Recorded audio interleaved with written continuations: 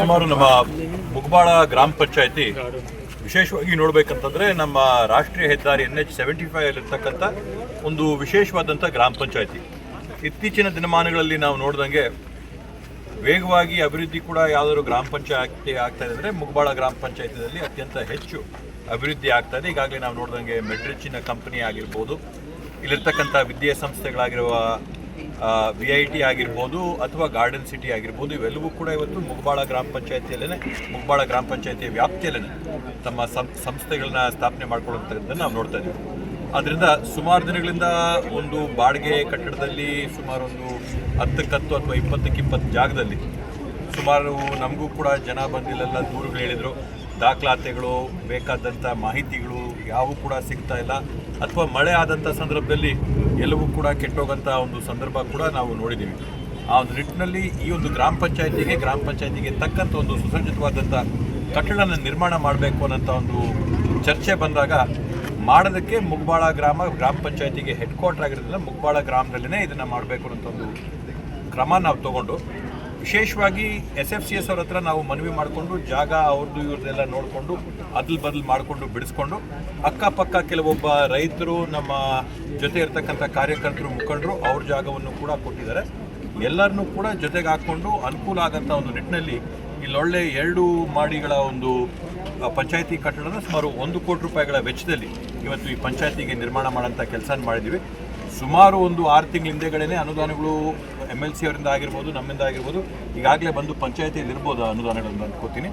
ಅದರಿಂದ ಮುಂದಿನ ದಿನಗಳಲ್ಲಿ ಸರ್ಕಾರದ ಕಡೆಯಿಂದನೂ ಏನು ಅನುದಾನನ ಬಿಡುಗಡೆ ಮಾಡಿಕೊಡ್ಬೇಕು ಈ ಒಂದು ಪಂಚಾಯತಿ ಕಟ್ಟಡಕ್ಕೆ, ಆ ಎಲ್ಲ ಸೌಲಭ್ಯಗಳನ್ನ, ಎಲ್ಲ ಅನುದಾನಗಳನ್ನ ಬಿಡುಗಡೆ ಮಾಡಿಕೊಂಡು ಒಂದು ಒಳ್ಳೆ ಸುಸಜ್ಜಿತವಾದಂಥ ಕಟ್ಟಡ, ಸಾರ್ವಜನಿಕರು ಬಂದು ಅವರ ಅಹವಾಲುಗಳನ್ನ, ದೂರುಗಳಿಗೆ ಅವ್ರಿಗೆ ಬೇಕಾದಂಥ ದಾಖಲಾತಿಗಳನ್ನ ಪಡ್ಕೊಂಡು ಹೋಗೋದಕ್ಕಾಗಿರ್ಬೋದು, ನಮ್ಮ ಗ್ರಾಮ ಪಂಚಾಯತಿ ಸದಸ್ಯರುಗಳು ಅವರ ಸಭೆಗಳನ್ನ ನಡೆಸೋದಕ್ಕಾಗಿರ್ಬೋದು, ಅಧ್ಯಕ್ಷರು, ಉಪಾಧ್ಯಕ್ಷರು, ಸದಸ್ಯರುಗಳು ಕೂತ್ಕೊಳ್ಳೋಂಥ ಸ್ಥಳಗಳಾಗಿರ್ಬೋದು, ಎಲ್ಲವಕ್ಕೂ ಕೂಡ ಅನುಕೂಲ. ನಮ್ಮ ವಾಟರ್ ಮ್ಯಾನ್ಗಳು ಎಲ್ಲ ಇವರು ಅವ್ರಿಗೆ ಬೇಕಾದಂಥ ಪರಿಕರಗಳನ್ನ ಇಟ್ಕೊಳ್ಳೋದಕ್ಕೆ ಎಲ್ಲಕ್ಕೂ ಕೂಡ ಪ್ಲ್ಯಾನ್ ಮಾಡ್ಕೊಂಡು ಕಟ್ಟಡನ ಮಾಡಿದ್ದೀವಿ.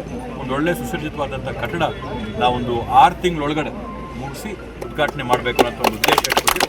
ಅದರಿಂದ ಸುಮಾರು 30-40 ವರ್ಷಗಳ ಜಲವಂತ ಸಮಸ್ಯೆ. ಸೊ ಹೀಗಾಗಿ ನಾವು ಜಾಗದ ಕೊರತೆ ಇತ್ತು. ಸಾಕಷ್ಟು ಸರ್ವೆ ನಂಬರ್ಗಳಾಗಿರ್ಬೋದು ಮತ್ತು ಗ್ರಾಮ ಟೌನ್ದಲ್ಲಿರುವಂಥ ಜಾಗಗಳಾಗಿರ್ಬೋದು ಸಾಕಷ್ಟು ಹುಡುಕಾಡಿದ್ರೆ ಕೆಲವೊಂದು ಕೇಸುಗಳಿರೋದ್ರಿಂದ ಅವನ್ನೆಲ್ಲ ಬಿಟ್ಟು ನಾವು ಇವಾಗ ಇಲ್ಲಿನ ಒಂದು ಜಾಗ, ನಮ್ಮದೇ ಒಂದು ಗ್ರಾಮ ಪಂಚಾಯತಿದು ಮತ್ತು ಸೊಸೈಟಿದು ಇತ್ತು.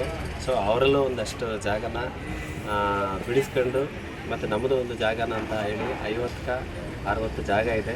ಸೊ 50-60ರಲ್ಲಿ ನಮ್ಮ ಪ್ಲಾನ್ ಪ್ರಕಾರ 45-47 ಅಡಿಗಳ ಒಂದು ಸುಸಜ್ಜಿತವಾದ 2 ಫ್ಲೋರ್ ಬಿಲ್ಡಿಂಗನ್ನು ನಾವು ಈ ಒಂದು ಅನುದಾನದಲ್ಲಿ, ಅಂದರೆ ನಮ್ಮ ಶಾಸಕರ ಅನುದಾನ ಮತ್ತು MLC ಅವರ ಅನುದಾನ ಮತ್ತು ನಮ್ಮ ಗ್ರಾಮ ಪಂಚಾಯತಿ ಅನುದಾನ ಮತ್ತು ನರೇಗದು ಮತ್ತು ಸರ್ಕಾರದ ಅನುದಾನಗಳನ್ನು ಒಟ್ಟಿಗೆ ಸೇರಿಸಿಕೊಂಡು ಇವತ್ತು 1 ಕೋಟಿ ವೆಚ್ಚದಲ್ಲಿ ಈ ಒಂದು ಗ್ರಾಮ ಪಂಚಾಯತಿ ಕಟ್ಟಡವನ್ನು ನಿರ್ಮಾಣ ಮಾಡಬೇಕಂತ ಹೇಳಿ ಈ ಒಂದು ಸುಮಾರು ವರ್ಷಗಳಿಂದ ನೆನಗುದಿ ಬಿದ್ದಿದ್ದಂಥ ಒಂದು ಇದನ್ನು ಇವತ್ತು ಗುದ್ದಲಿ ಪೂಜೆ ನೆರವೇರಿಸಿದ್ವಿ. ಮುಂದಿನ ದಿನಗಳಲ್ಲಿ ಸುಮಾರು ಒಂದು 6-8 ತಿಂಗಳ ಒಳಗಡೆ ಒಂದು ಸುಸಜ್ಜಿತವಾದ ಒಂದು ಗ್ರಾಮ ಪಂಚಾಯತಿ ಕಟ್ಟಡವನ್ನು ನಿರ್ಮಾಣ ಮಾಡ್ತೇವೆ ಅಂತ ಹೇಳಿ ಈ ಒಂದು ನಮ್ಮ ಅಧ್ಯಕ್ಷರ ಸಮ್ಮುಖದಲ್ಲಿ, ನಮ್ಮ ಗ್ರಾಮ ಪಂಚಾಯತಿ ಸದಸ್ಯರುಗಳ ಸಹಕಾರದಿಂದ ಈ ಒಂದು ಕೆಲಸವನ್ನು ಕಾರ್ಯಗತಗೊಳಿಸ್ತೀವಿ ಅಂತ ಹೇಳಿ ಈ ಒಂದು ದಿನದಲ್ಲಿ ನಾವು ಒಂದು ಆಶ್ವಾಸನೆ ಕೊಡ್ತಾ ಇದ್ದೀವಿ. ನಮ್ಮ ಶಾಸಕರಾದ ಶರತ್ ಸತ್ಯೇಗೌಡರವರಿಗೆ, ನಮ್ಮ ಹೊಸಕೋಟೆ ಮುಖಂಡರ ಸುರೇಶಣ್ಣನವರು, ತಾಲೂಕ್ ಪಂಚಾಯಿತಿ ಮಾಜಿ ಸದಸ್ಯರಾದ ರಾಜಪ್ಪನವರ ನೇತೃತ್ವದಲ್ಲಿ ಮುಗಬಾಳ ಪಂಚಾಯಿತಿಯಲ್ಲಿ ಕಟ್ಟಡ ಸಮಸ್ಯೆ ತುಂಬ ದಿನಗಳಿತ್ತು.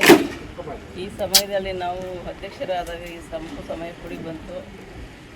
ನಾವು ಕಟ್ಟಡ ಬೇಕು ಅಂತ MLA ಅವ್ರ ಸಾಹೇಬ್ ಕೇಳಿದ್ದಕ್ಕೆ ಇಲ್ಲಿ ಸೊಸೈಟಿ ಕಟ್ಟಡ ಅಂತ ಖಾಲಿ ಇದೆ ಅಂತೇಳಿ ಪಂಚಾಯಿತಿಯಲ್ಲೆಲ್ಲ ಮಾತಾಡಿ ಕಟ್ಟಡವನ್ನು ನಿರ್ಮಿಸಬೇಕು ಅಂತೇಳಿ ಇವತ್ತು ಗುದ್ದಲಿ ಪೂಜೆ ನೆರವೇರಿಸಿದ್ದೀವಿ.